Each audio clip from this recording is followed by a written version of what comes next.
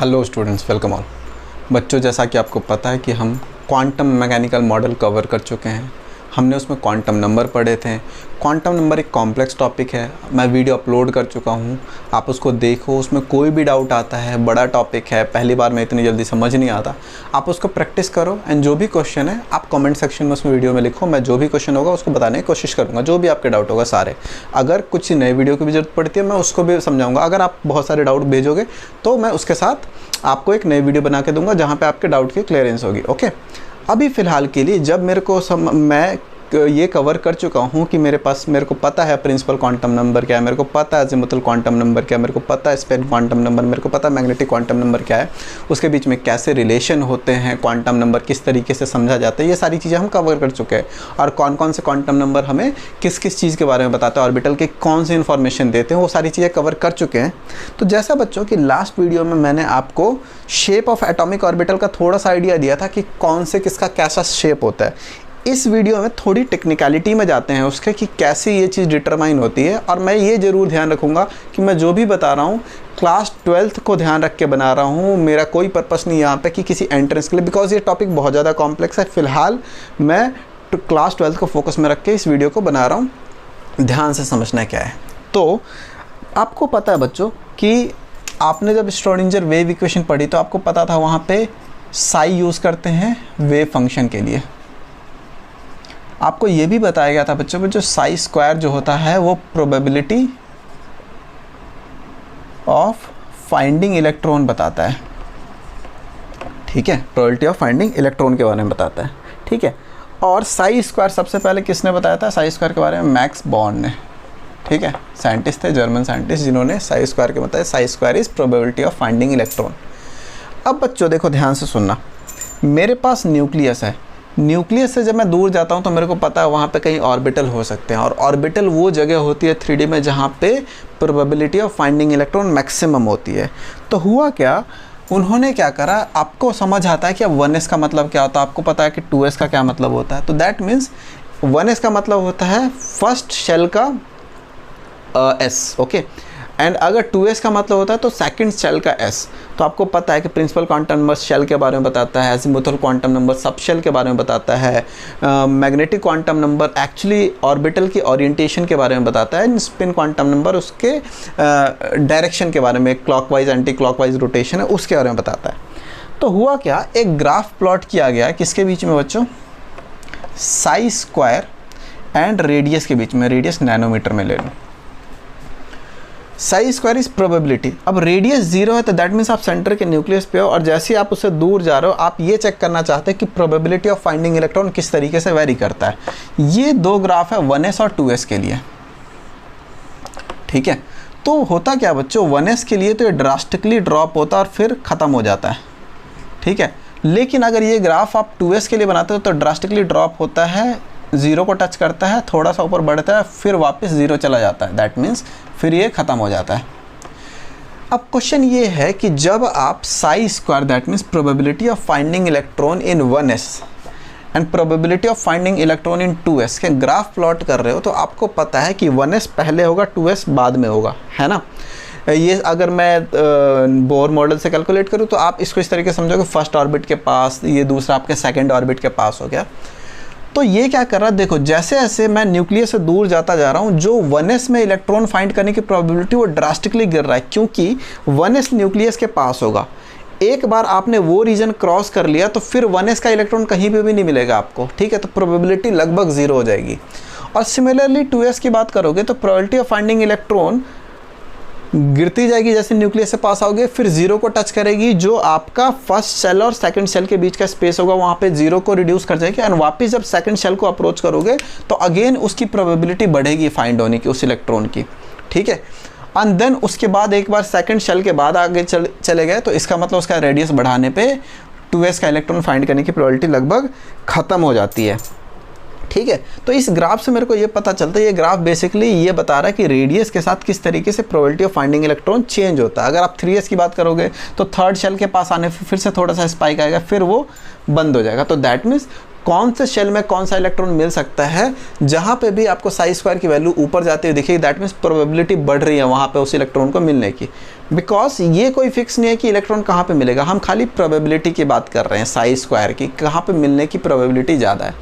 जैसे मैंने last video में भी एग्जांपल दिया था कि आपके फाइंड होने की प्रोबेबिलिटी लॉकडाउन में आपके घर पे सबसे ज़्यादा है, लेकिन इसका मतलब ये नहीं कि अगर अभी मैं आपके घर ही जाऊँ तो मे बी आप दूध लेने गए वहाँ पे नहीं हो, still probability of finding you is maximum at your home. तो इस तरीके से आप प्रोबेबिलिटी की बात कर रहे हो कि इलेक्ट्रॉन के फाइंड करने की प्रोबेबिलिटी सबसे ज़्यादा कहाँ है, तो जहाँ पे वो रिक्वायर्ड ऑर्बिटल है वहीं पे वो सबसे ज़्यादा मिलता है। तो इसी तरीके से 1s आपका न्यूक्लियस के पास होगा तो वहाँ पे सबसे ज़्यादा होगा, उसके बाद ख़त्म हो जाएगी। फिर 2s न्यूक्लियस के पास कम होता गया, फिर जब सेकंड सेल को अप्रोच कर रहे हो तो बढ़िया, सेकंड सेल के बाद फिर दोबारा उसके फाइंड करने की प्रोबेबिलिटी ख़त्म हो जाती है।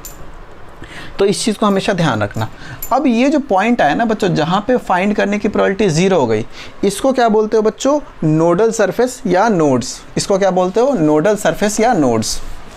जहाँ पे नोडल सरफेस, ये पेपर में आ सकता है, नोडल सरफेस और nodes. surface where probability of finding electron is 0। जहाँ पे इलेक्ट्रॉन के फाइंड करने की प्रोबेबिलिटी 0 हो जाती है, उस जगह को आप नोडल सरफेस या सिंपली नोड्स बोलते हो बच्चों। और याद रखना, अगर किसी ns ऑर्बिटल की बात कर रहे हो, ns ऑर्बिटल के मतलब 1s 2s 3s, तो उसके लिए सिंपली जो वैल्यू होती है नोड्स की बच्चों, कितने नंबर ऑफ नोड्स होंगे, तो वो n-1 होती है। इसको नोट कर लेना, पेपर के लिए काफ़ी इंपॉर्टेंट है, एंट्रेंस में भी कई बार पूछ लेते हैं। तो अगर आपसे 2s के लिए पूछे कि नंबर ऑफ नोड्स कितने होते हैं, तो 2 आपकी n की वैल्यू क्या होगी 2, तो 2 - 1 होगी। आपने ग्राफ में देखा था ना, ये ऐसे यहाँ पे एक बार ड्रॉप होता है फिर वापस, तो ये आगे वाले को काउंट नहीं करते, तो कितनी जगह पे, यहाँ पे तो फिर तो प्रोबेबिलिटी ही नहीं है ना, तो ड्रॉप कितने बार हुई 0 पे, तो उसको आपने बोल दिया 1। तो इसी तरीके से अगर आप 3s की बात करोगे तो 3 - 1, तो उस केस में एक और स्पाइक आएगा फिर चला जाएगा, तो 1 और ये 2। तो इस तरीके से आप ये कैलकुलेट करते हो बच्चों कि किसी भी ns ऑर्बिटल के लिए आपके पास नोडल सरफेस और नोड्स कितने हो सकते हैं। ठीक है, अब क्या होता है बच्चों, एक और कॉन्सेप्ट होता है, that is boundary surface diagram. Boundary surface diagram, अभी जो आपको स्क्रीन पे इमेज दिख रही है वो बाउंड्री सरफेस डायग्राम। बेसिकली क्या होता है बच्चों कि उसमें क्या होता है, आप न्यूक्लियस से जैसे जैसे दूर जाते रहते हो तो इलेक्ट्रॉन, ऑब्वियस सी बात है, आप एक डायरेक्शन में जाओगे तो एक सर्टेन डिस्टेंस पर अगर प्रोबेबिलिटी ज़्यादा है तो वहाँ पे पूरे जो पूरा उसका पेरीफेरी है, वहाँ पे उस स्पेस में इलेक्ट्रॉन के फाइंड करने की प्रोबेबिलिटी सबसे ज़्यादा होगी। तो जैसे आप न्यूक्लियस से बाहर निकलते हो, 1s की बात करते हो, तो न्यूक्लियस से बाहर निकलते पे आपको डेंसिटी ज़्यादा दिखेगी, लेकिन जब आप 1s को आप पार कर चुके होगे तो बिल्कुल प्रोबेबिलिटी ना के बराबर हो जाएगी। तो इस तरीके से आपको जो डॉट दिखेंगे वो सेंटर के पास कंसंट्रेटेड ज़्यादा दिखेंगे। डॉट ये रिप्रेजेंट कर रहा है कि यहाँ पे फाइंड करने की प्रोबेबिलिटी ज़्यादा है कि कम है। और सिमिलरली अगर आप 2s को देख रहे हो तो सबसे पहले वो सेंटर के पास है, फिर एक खाली जगह होगी, एंड उसके बाद फिर जैसे 2s सबसेल के पास जा रहा होगा तो वहाँ पे है, एंड देन फिर दोबारा कम हो जाती है। तो ये भी तरीका होता है 3D में रिप्रेजेंट करने का। बाउंड्री सरफेस डायग्राम से आप प्रोबेबिलिटी डॉट की हेल्प से बता सकते हो कि कहाँ पे न्यूक्लियस के चारों तरफ फाइंड करने की प्रोबेबिलिटी ज़्यादा है कि कम है। ठीक है, एक चीज़ तो ये हो गई। अब वापस आते हैं शेप पे। तो आपको पता बच्चों SPD, F की बात नहीं करते, F कॉम्प्लेक्स हो जाता है, ये स्फेरिकल होता है, ये डम्बेल होता है, ये डबल डम्बेल होता है। ठीक है, इस तरीके से इनका शेप होता है। अभी हमने देखा S स्फेरिकल क्यों होता है, क्योंकि हमने देखा बाउंड्री डायग्राम में, बाउंड्री सरफेस डायग्राम में स्फेरिकल शेप बनता है न्यूक्लियस के चारों तरफ, पूरे स्फेयर में उस पर्टिकुलर डिस्टेंस पे प्रोबेबिलिटी सबसे ज़्यादा होगी, तो इसलिए स्फेरिकल इन शेप हो गया। इसी तरीके से P and D। तो अब देखो, हमें ये भी पता है कि जो एजिमुथल क्वांटम नंबर होता है वो ओरिएंटेशन के बारे में बताता है, शेप के बारे में बताता है। तो इसमें तो स्फेयर का कोई दूसरा डायमेंशन नहीं होगा ना। कहने का ये मतलब है कि स्फेयर ओरिएंटेड क्या होगा, स्फेयर कहीं से भी देखोगे तो आपको सिमिलरली ओरिएंटेड लगेगा। तो ये तो हो गया एक केस। अब हमें पता है कि इसको हम एक डब्बे से एक ऑर्बिटल से रिप्रेजेंट करते हैं, इसको 3 डब्बों से रिप्रेजेंट करते हैं और इसको 5 डब्बे से। ठीक है, तो इसका मतलब होता है कि जो P होता है वो 3 डायरेक्शन में ओरिएंटेड हो सकता है। ठीक है, ये तो एक ही है, स्फेयर का कोई ओरिएंटेशन नहीं होगा, हर जगह से सिमिलर सा लगेगा, और ये आपको 5 डायरेक्शन में ओरिएंटेड दिख सकता है। तो इसका मतलब होता है बच्चों, जब मैं P की बात कर रहा हूँ डम्बल शेप में, तो डम्बल क्या हो सकता है, X डायरेक्शन में हो सकता है, Y डायरेक्शन में हो सकता है और Z डायरेक्शन में हो सकता है ओरिएंटेड। तो ये जो 3 डब्बे हैं ना P के लिए, ये 3 डब्बे, एक PX को रिप्रेजेंट करता है, एक PY को रिप्रेजेंट करता है, एक PZ को रिप्रेजेंट करता है। X का मतलब ऐसे होता है जैसे मैंने ये ग्राफ बनाया, तो ये आपका सपोज करो ये बच्चों x एक्सिस है, ये y एक्सिस है और इसको z एक्सिस मान लेते हैं। तो जो आपका px होगा वो x एक्सिस पे ओरिएंटेड होगा। ठीक है, जो आपका py होगा वो y एक्सिस पे ओरिएंटेड होगा। ठीक है, और सिमिलरली z वाला जो होगा बच्चों वो z एक्सिस पे ओरिएंटेड होगा। तो इस तरीके से ये डिफ्रेंशिएट होते हैं कि ओरिएंटेशन डिफरेंट होती है एक्सिस के अलॉन्ग। एक तो ये चीज़ हो गया बच्चों।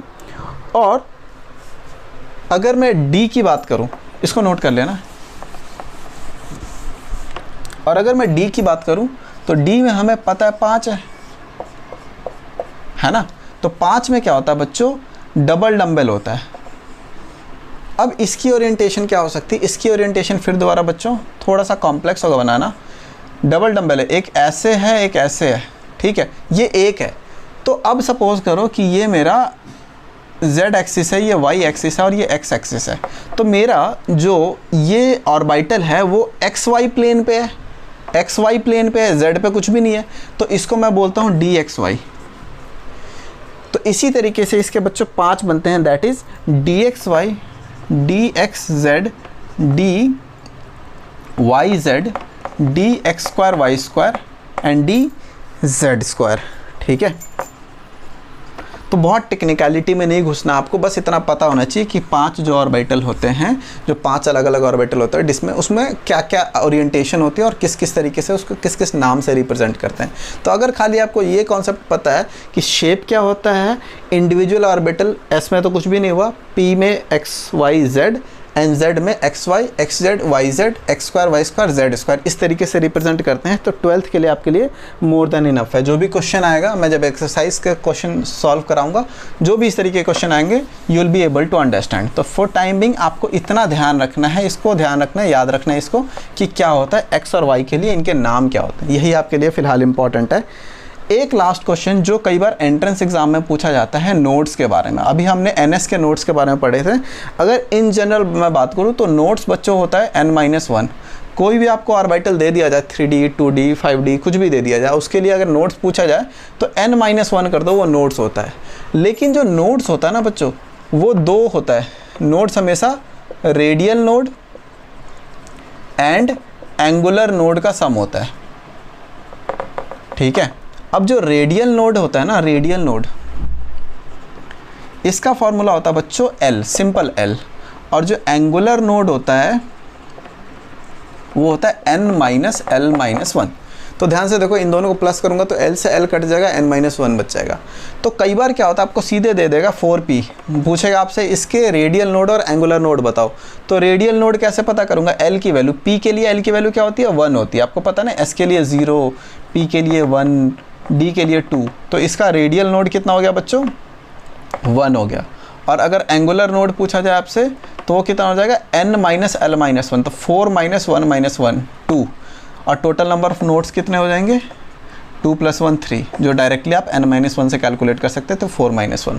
तो आई होप बच्चों आपको समझ आया होगा। एंट्रेंस में कई बार क्वेश्चन पूछ लेते हैं ये कि इसके एंगुलर नोड, इसके रेडियल नोड कितने होंगे, तो ये फार्मूला जरूर ध्यान रखना। आई होप बच्चों ये चीज़ आपको समझ आई होगी। नेक्स्ट वीडियो में, ये चैप्टर बहुत कम बचा हुआ है, नेक्स्ट वीडियो में मैं आपके लिए अफबो प्रिंसिपल लेके आऊँगा, किस तरीके से इलेक्ट्रॉनिक कन्फिग्रेशन होता है उसके बारे में समझने की कोशिश करेंगे। जो हम पहले पढ़ते थे ना 2n स्क्वायर टाइप करके, तो वो 2 8 18 इस तरीके से, that is not the case. अब हम जो हमने नया पढ़ा है 1s 2s ऑर्बिटल के हिसाब से उस तरीके से इलेक्ट्रॉनिक कन्फिग्रेशन सीखेंगे। बहुत इंटरेस्टिंग है, बहुत सारी इन्फॉर्मेशन मिलती है। खाली इलेक्ट्रॉनिक कन्फिग्रेशन पढ़ के आप एटम के बहुत सारी चीज़ों को प्रिडिक्ट कर सकते हो। तो जब वो वीडियो आएंगी तो तब मिलते हैं आपसे। अगर आपको ये वीडियो पसंद आई है, लाइक शेयर सब्सक्राइब जरूर करना बच्चों। Thanks for watching this video, bye bye.